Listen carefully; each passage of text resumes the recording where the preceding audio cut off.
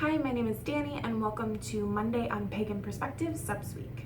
This week the question comes from Charles and you should really read the full question in the description bar. Basically, they are experiencing illness and kind of the lead up to death in their family, and they wonder if our path has had any impact on how we deal with situations like that and if they have any advice for how to handle that situation.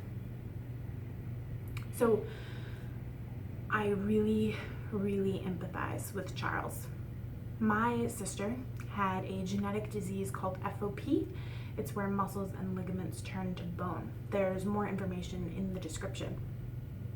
And eventually this health concern and disability led to other health issues that eventually caused her to have a summer where she was in and out of the hospital even more than usual.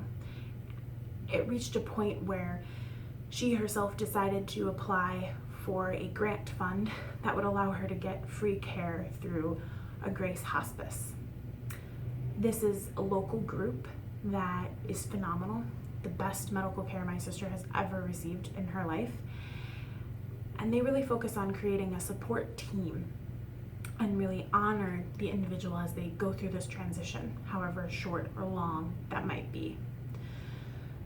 My sister had doctors, nurses, social workers, family members, and a spiritual guidance in this core group surrounding her from a Grace Hospice. And the first thing that was really helpful was this priestess. Now, my sister was Wiccan, and a Grace Hospice had not had anyone who was Wiccan or pagan before, but they actually found this priestess, and she had been a volunteer in other capacities, and they asked her to come in as this role of spiritual guidance. She was kind of just acknowledging where priestessing was taking her, and I think sometimes she felt like she was out of her element, but she wasn't. This was exactly what my sister needed, exactly what my family needed, and it was very helpful to have her there. This priestess understood my sister's sense of humor and my sister's path, even though it was different from her own, and helped cultivate a space and environment that made crossing over much easier for her. The priestess made an altar with help from family and friends, and a special wand that helped with communication and kind of crossing over in this very specific time. The priestess helped guide the family in kind of a cutting of cords ceremony, and that didn't have the impact that it has had for her in situations similar but different, and yet it was still very healing and helped family members, and I think my sister, really release all the burdens and concerns and anxieties keeping her to this plane. The other thing that helped was that my path allowed me to understand that there are other realms and we can communicate and travel between those realms, and there's still a connection. There's an other that allows us to stay connected to our ancestors. That liminal space is so powerful between birth and death and all those transitions in between. It's important to remember that other has a profound impact on liminal spaces and those transitions, and that's why death and birth and those instances not only dramatically affect the individual, but also have this cascading ripple effect into other people's lives around them. It was helpful to know that I would be able to honor my sister, not just in her wishes about wanting to be cremated or her wishes to be donating her body to science before her cremation, but that as an ancestor, I would still be able to hold a very special and important place for her. And my yearly practice already included a way to keep that connection alive. I would also say that outside of the spiritual realm of things, anyone going through death or really intense illness in their family should honor the space that you require. When my sister passed, I really let a lot of things go in my life.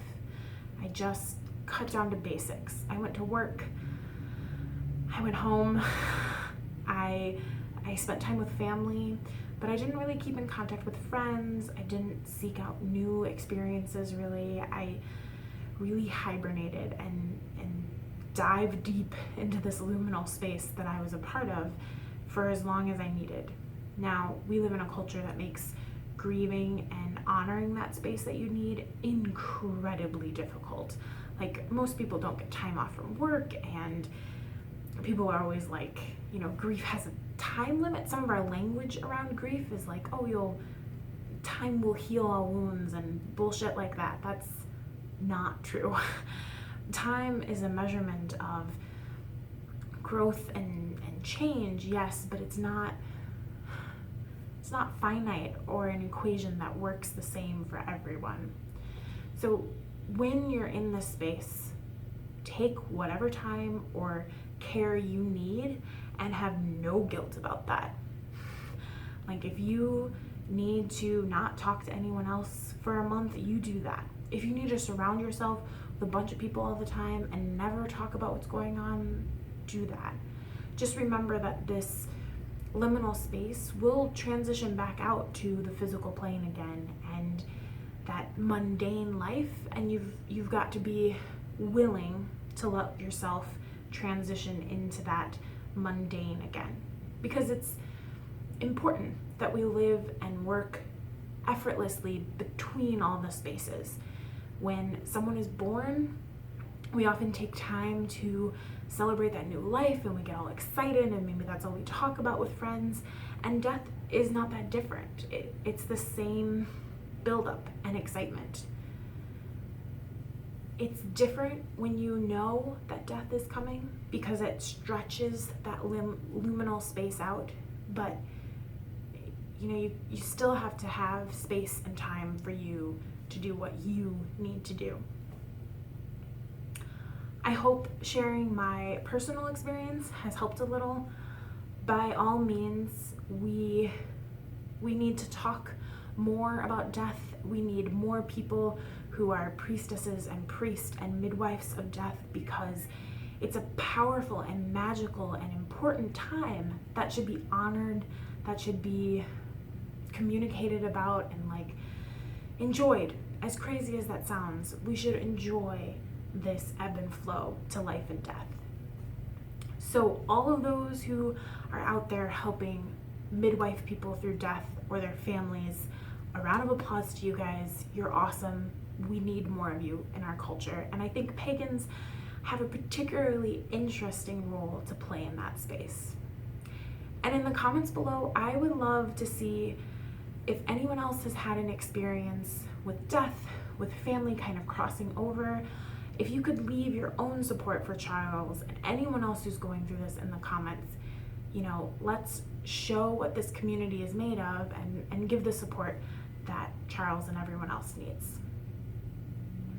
Thanks for watching, and as always, may you find peace in the sacred grove.